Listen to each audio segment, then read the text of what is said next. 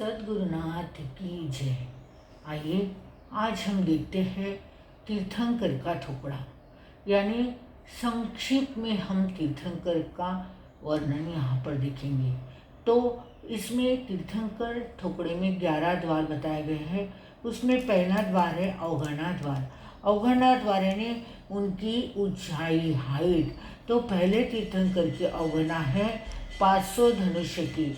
इस अवगणा में से 50-50 कम करते जाए और जब 100 धनुष्य के अवगणा है तो कहते हैं कि 90वें तीर्थंकर की अवगणा 10 धनुष्य की है। यानी पहले तीर्थंकर की अवगणा 500 धनुष्य की, दूसरे तीर्थंकर की अवगणा 450 धनुष्य की, तीसरे तीर्थंकर की अवगणा 400 धनुष्य की, चौथे तीर्थंकर की अवगणा 350 धनुष्य की, पांचवें तीर्थंकर की अवगणा 300 धनुष्य की, छठे तीर्थंकर की अवगणा 250 धनुष्य की, सातवें तीर्थंकर की अवगणा 200 धनुष्य की, आठवें तीर्थंकर की अवगणा 150 धनुष्य की और 9वें तीर्थंकर की अवगणा 100 धनुष्य की। इस तरह से 50-50 हमें कम करना है। उसके बाद में 100 में से हमें 10-10 कम करना है, यानी 50 आए तब तक हमें कम करते जाना है। तो 14वें तीर्थंकर की अवगणा है 50 धनुष्य की। उस 50 में से फिर हमें 5-5 कम करते जाना है। तो 5-5 कम करें, यानी जब तक 10 आते हैं तब तक 22वें तीर्थंकर की अवगणा है 10 धनुष्य की अवगणा। 23वें तीर्थंकर की अवगणा है 9 हाथ की और 24वें तीर्थंकर की अवगणा है 7 हाथ की। यह हुआ पहला द्वार। और दूसरा द्वार हम देखेंगे भव द्वार कि तीर्थंकर ने सम्यक्त्व प्राप्ति के बाद में कितने भव किए।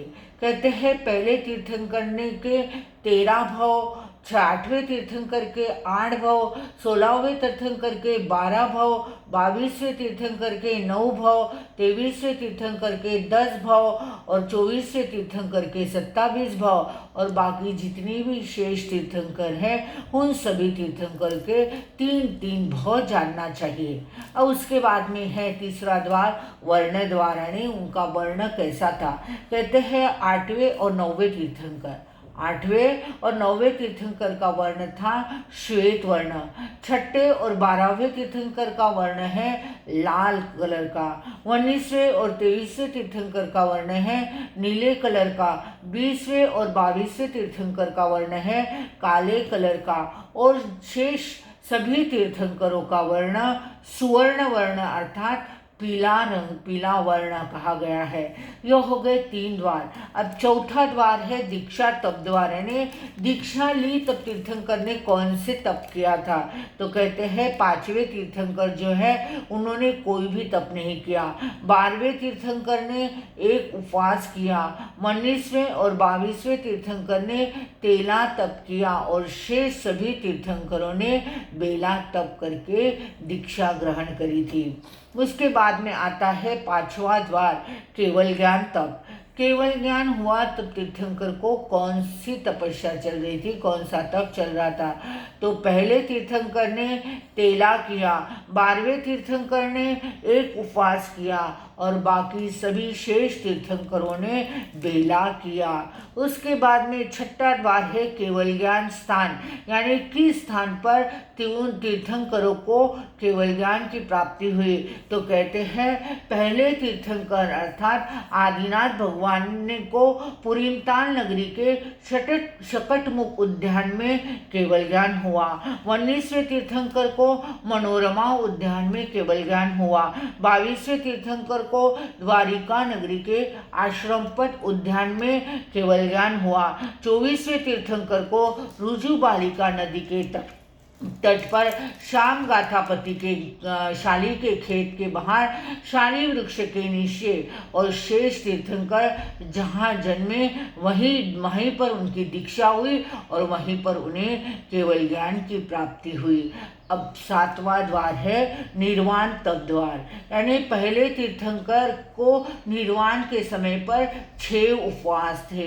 24वें तीर्थंकर को बेला था और शेष सभी तीर्थंकरों ने मांस खमन तप की आराधना करते हुए निर्वाण पद को प्राप्त किया था। उसके बाद में हम 8वां द्वार देखेंगे, निर्वाण स्थान द्वार, यानी किस स्थान पर तीर्थंकर को निर्वाण पद की प्राप्ति हुई। पहले तीर्थंकर को अष्टापद पर्वत पर, 12वें तीर्थंकर को चंपा नगरी में, 22वें तीर्थंकर को गिरनार में और 24वें तीर्थंकर को पावापुरी में और शेष 20 तीर्थंकर सम्मेद शिखर से निर्वाण पद को प्राप्त हुए। अब उनका उत्कृष्ट तप, कहते हैं पहले तीर्थंकर ने 12 माह का उत्कृष्ट तप किया था। 24वें तीर्थंकर ने 6 माह का उत्कृष्ट तप किया और शेष सभी तीर्थंकरों ने 8 माह का उत्कृष्ट तप किया था। अब तीर्थंकरों के समोशरण द्वार, यानी किस तीर्थंकर के कितने ये समोशरण लगे। पहले तीर्थंकर के 12 समोशरण लगे, 24वें तीर्थंकर के 8 समोशरण लगे और शेष सभी तीर्थंकरों के 2-2 समोशरण लगे। अब प्रतिक्रमण द्वार, प्रतिक्रमण पहले और अंतिम तीर्थंकर के समय दोनों समय पर उभयकार प्रतिक्रमण किया जाता था और शेष तीर्थंकर के दोष लगने पर ही प्रतिक्रमण किया जाता था। सेवम भन्ते, इस तरह से हमने यह तीर्थंकरों का छोटा सा वर्णन इस थोकड़े के माध्यम से देखा है।